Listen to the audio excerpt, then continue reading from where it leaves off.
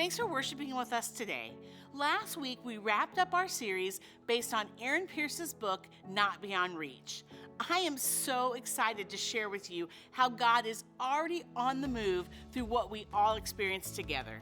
Shannon Connors and her family have attended Connection Point for years.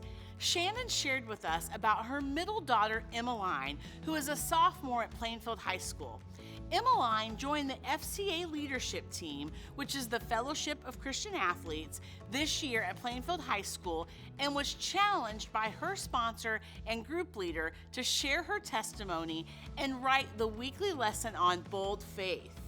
They have asked her all year to do this, but she just hadn't quite been ready.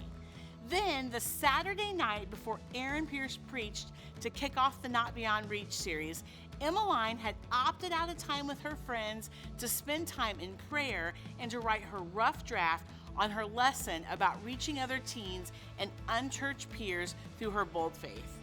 Fast forward to 12 hours later when she showed up at Connection Point to see God really showing off and bringing Aaron Pierce to the stage. Emmeline looked over at her mom and dad and just smiled as she knew that the Lord was calling her to step out and teach.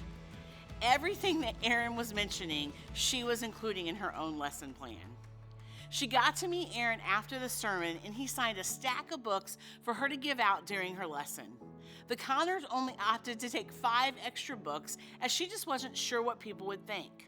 On November 8th, when she spoke at Plainfield Middle School in front of both middle and high school students and all of the leaders on her own journey to bold faith and encouraged them to look at Aaron's book, she was blown away by the additional number of people who wanted the book. We were able to support Emmeline in this effort and get her books for everyone in that group that wanted one.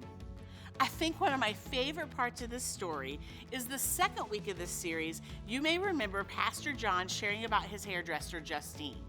As Emmeline was leaving the service that day, one of her coaches texted her, who was now watching online, and said, "I am one of your many Justines." Emmeline, we are so proud of you. What an example you are to each of us as we head into this Christmas season where so many are hurting and broken and in need of hope that only can be found in Jesus.